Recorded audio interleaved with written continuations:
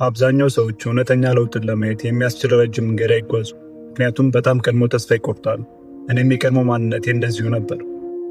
አንድ ነገር ጀምራለሁ፣ ጉልበት ያጥረኛል። ከዚያም ለምን ምንም ነገር ሊሳካልኝ እንዳልቻለ እገረማለሁ። ነገር ግን አንድ ልማድ መርጬ ላይ አንድ ቀናት አጥብቄ ሲይዘው ሁሉም ነገር ይቀየራል። አብዛኛው ሰዎች ችግራቸው የመነሳሳት መስሏቸዋል፣ ግን አይደለም። ያለባቸው ችግር የእንቅስቃሴ ቀጣይነት ችግር ነው። ሁሉም ሰው የሚጀምረው በተመሳሳይ መንገድ ነው። መነሳሳት ይሰማል፣ ዝግጁ እንደሆንክ ታስባለህ። ለአንድ ወይ ለሁለት ቀን ምናልባትም ለሙሉ ሳምንት እርምጃ ትወስዳለህ። ግን ከዚያ በኋላ ስሜቱ ይጠፋል። የአዲስ ነገር ስሜት ይብራራልሃል። ውጤቱ እንደጠበቅከው በፍጥነት አይመጣም። ትሰለቻለህ፣ ትደክማለህ፣ ወይም ትኩረት ይበታተናል። ስለዚህ አንድ ቀን ትተዋለህ፣ ከዚያ ሁለት ቀን እና ልክ እንደዚሁ ወደ ነበርክበት መጀመሪያ ነጥብ ትመለሳለህ። ከሁሉ የከፋው ክፍል ደግሞ የጥፋተኝነት ስሜት ነው። በልብ ውስጥ ደገምከው እኮ ልትጸናበት አልቻልክም የሚል ስሜት። ይህ በሚሊዮኖች የሚቆጠሩ ሰዎች በየዓመቱ ወጥመድ ውስጥ የሚከት አዙሪት ነው።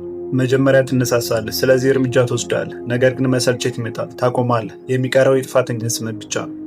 ይህንን ደግሞ በደጋገምከው ቁጥር ማንነት እሱ እንደሆነ ታስባለህ። ነገር ግን ማንም የማይነግር ሚስጥር አለ። ይህ አዙሪት ያንተ ጥፋት አይደለም፣ የአእምሮ አወቃቀር እንዲህ ስለሆነ ነው። መነሳሳት የሚመነጨው ዶፓሚን ከተባለው የአእምሮ ደስታ ኬሚካል ነው።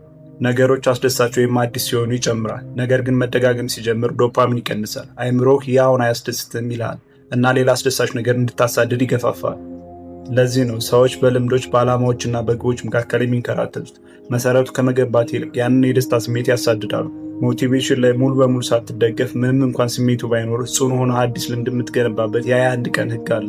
የአእምሮ አዙሪት እንደገና ያዋቅረዋል። ከዘፈቀደ የመነሳት እርምጃዎችን ወደ አስተማማኝና የማይቆም ወጥነት ይቀይረዋል። እናም አሁን እንዴት እንደሚሰራ አሳይሃል። የማይበገረው የወጥነት ኃይል። ዋናው ነገር የጥረቱ ግዝፈት ሳይሆን የድርጊቱ መደጋገም ነው የወደፊት ህይወትህን የሚገነባው። ትልቅ ለውጥ ትልቅ ጥረት ይጠይቃል የሚል ሾት ተነግሮናል። እውነታው ግን በኃይል የሚሮጡት ሳይሆኑ በትንሹም ቢሆን ወጥነት ያላቸው ሰዎች ናቸው የሚያሸንፉት። በተለይም ነገሩ በጣም ትንሽ በሚሆንበት ጊዜ።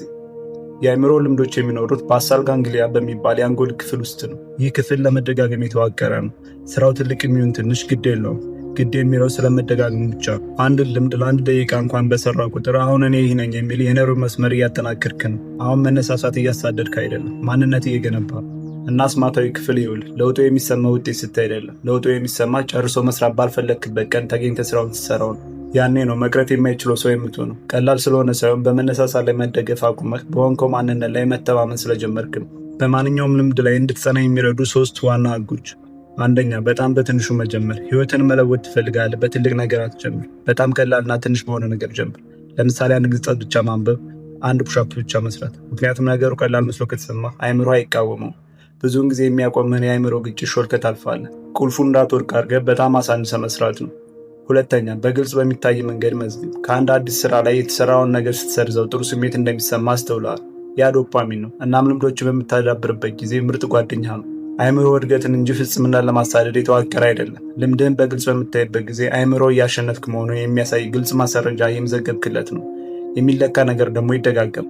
ሶስተኛ፣ ከውጤት ይልቅ ለማንነት ቅድሚያ ስጥ። ማንኛውም ሰው ውጤትን ሊያሳድድ ይችላል። ነገር ግን ልምዶችን ለዘላለም ሊቀጥሉ ከፈለግ ዝም ብለው አታደርጋቸውም። አንተ ራስህ ያንን ነገር ትሆናለህ። ማንበብ ፈልጋለሁ ከማለት ወደ እኔ አንባቢ ነኝ ማለት፣ መጻፍ አለብኝ ከማለት እኔ ጸሐፊ ነኝ ወደ ማለት፣ ጤናማ ምግብ ለመመገብ እየሞከርኩ ነው ከማለት እኔ ምግብ አላሳልፍም ሰውነቴን እመግባለሁ እስከ ማለት።